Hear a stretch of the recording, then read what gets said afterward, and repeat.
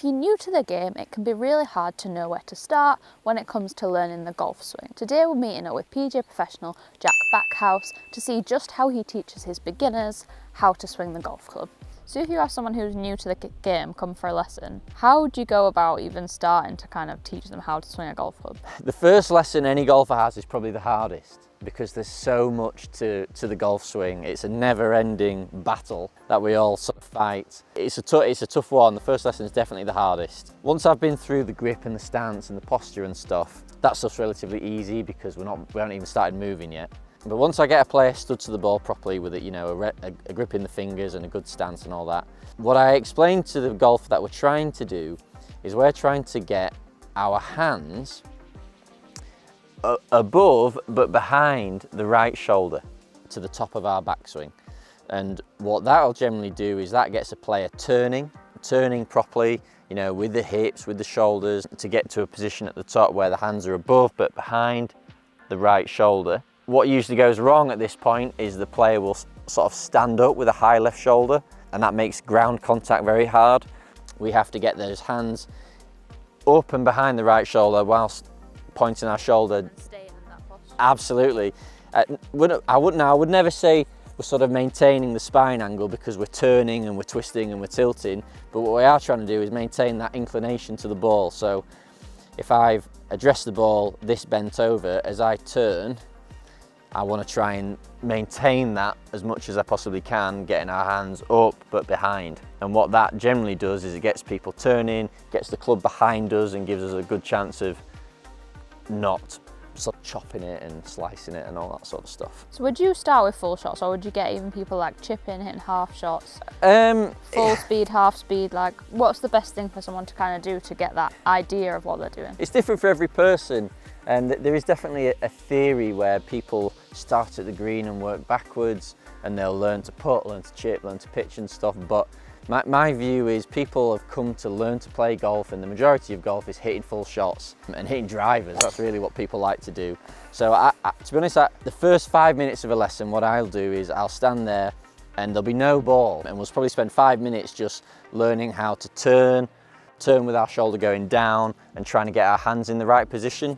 And once people start doing that, I then the next step would be find a point on the ground and start turning, getting our hands into the right position, and then trying to hit that point on the ground. So you could even just put like a tee peg in there. Put a tee peg in, absolutely. Make some swings at a tee peg, just to try and build up some awareness for where the ball's going to be and where we're trying to swing back down to. I think that's quite good as well, because it's teaching people the movement without worrying about the hit, because I think sometimes people are so pent up on like making sure they hit the ball, like all the movements just go out of the window. You're exactly right. That's absolutely right. It took me a while to learn to do that, to be honest. Because people see the ball go up in the air and go a long way, their idea of how to do that is often so far away from reality that you can spend 5 minutes teaching them the right move, put a ball down, and then they do something completely different to what you've just told them. Just spending 5 or 10 minutes trying big turns, hit the tee, gives people an idea of what a swing actually feels like.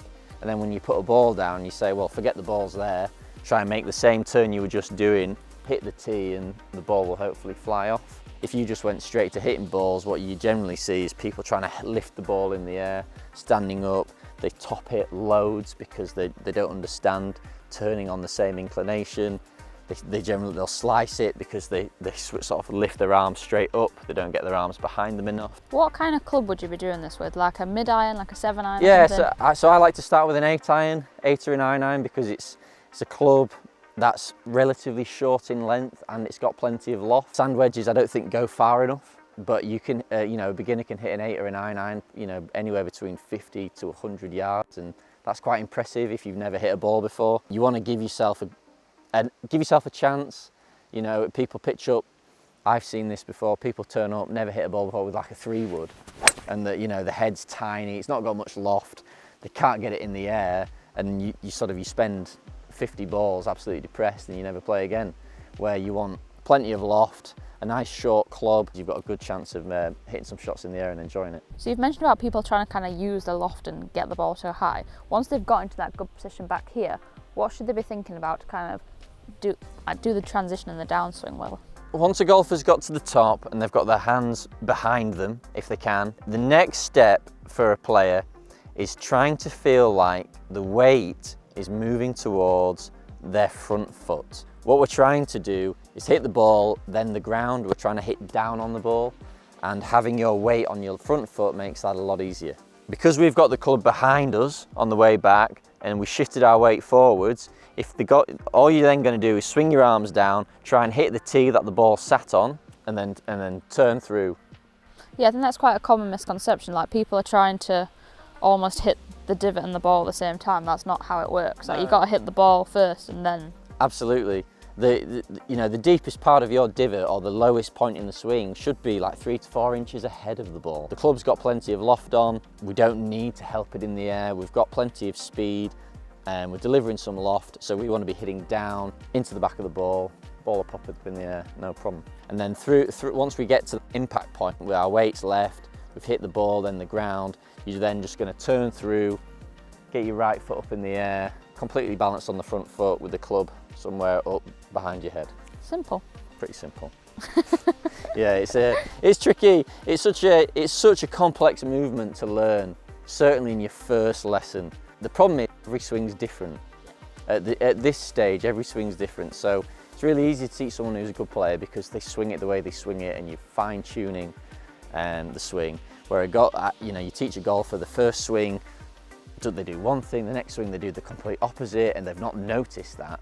So trying to get people to do a full swing in the first session, it can be a bit of an information overload, to be honest. As soon as a golfer hits a couple of good shots in the air, like it's sort of like they get it, and then it's a lot easier from there. Really, you just need to like have a go, get some reps in, find out what you're doing, and then work on kind of the refinement later. Yeah, the best thing you can do is just hit balls, whether they're good or bad. Get a club in your hands and thrash some balls away. If they don't all go up in the air, then that's normal. But as long as you're thinking about getting your hands behind you, pointing your left shoulder down, getting your weight forwards, and then finishing with the club behind your head, you can't go far wrong with those points. And then once you'll find yourself hitting the ball quite consistently, and then we can straighten it out later. Don't worry about the direction, just get it up in the air, hit it as hard as you can, and the rest of it's pretty simple.